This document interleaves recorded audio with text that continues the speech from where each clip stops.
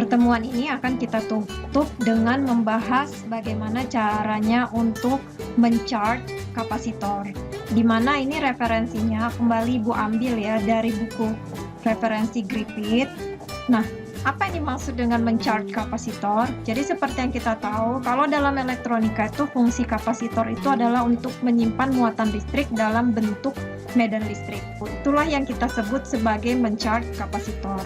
Jadi sebenarnya proses yang terjadi ketika kita mencharge kapasitor itu untuk menyimpan muatan total sebesar Q, kita itu berusaha memindahkan elektron dari pelat positif ke pelat negatifnya kapasitor. Dalam hal memindahkan elektron ini, artinya itu kita membutuhkan adanya usaha. Yang lalu kita definisikan juga usaha itu kita simbolkan dengan W. Kenapa kita butuh usaha? Karena seperti yang kita ketahui di contoh sebelumnya, di antara dua pelat ini tuh akan ada kuat medan listrik. Jadi kuat medan listrik ini akan menyebabkan elektron itu akan tertarik kembali ke pelat positif dan menjauh dari pelat negatif.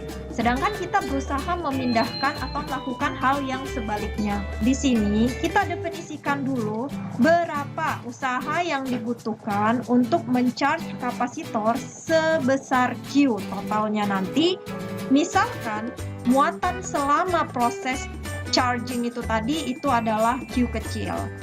Berarti di sini kita itu ingin melihat hubungan antara usaha atau W dengan muatan yang ada di sini dan juga kapasitansi. Karena kan kita berbicara tentang kapasitor, jadi kita pasti butuh tentang kapasitansi. Kalau kalian ingat, yang lalu usaha atau W itu didefinisikan memiliki hubungan antara Q dengan potensial listrik. Nah, di sini kita masih ingat bahwa W sama dengan potensial listrik dikali dengan Q. Tapi ini kan muatan total ya, dan ini usaha total. Sehingga di sini selama proses, usaha itu adalah V dan muatan yang terisi selama proses. Oleh sebab itu, berarti di sini kita bisa membuat hubungan antara potensial listrik ini dengan C. Jangan lupa C tadi adalah Q per V. Berarti dengan kata lain, V sama dengan Q per C. Kita buat di sini, V sama dengan Q per C. Tapi ingat, balik lagi. Ketika masih di dalam proses, ini dia Q kecil, ini W besar.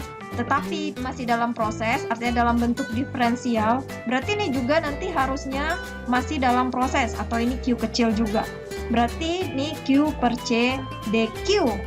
Inilah dia usaha yang berlangsung selama proses.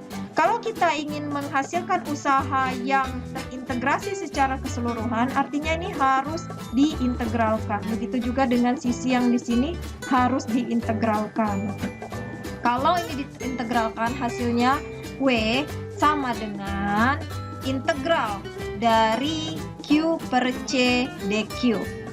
Nah, masalahnya di sini kan diintegralkan terhadap dQ. Artinya dari muatannya awalnya itu tidak ada atau 0, menjadi muatan totalnya itu adalah Q besar. Jadi batas bawahnya 0, batas atasnya itu Q besar. Sehingga langsung saja, ini kalau misalnya diintegralkan, sedangkan ini adalah konstanta, kita keluarkan, dan ini diintegralkan itu kan hasilnya adalah setengah dari Q kuadrat, di mana batasnya itu adalah dari 0 sampai Q besar. Atau dengan kata lain, ini sama dengan setengah Q kuadrat per C. Tapi ingat kembali, Q per C itu siapa? Q per C itu adalah V. Sehingga Q sama dengan C kali V. Q kuadrat berarti C kuadrat kali V kuadrat. Artinya di sini ini sama dengan setengah C kuadrat V kuadrat per C. Dan ini bisa menghilangkan 1. Sehingga didapatkan setengah C kali V kuadrat. Inilah usaha yang dibutuhkan untuk mencharge kapasitor sehingga mendapatkan muatan total Q.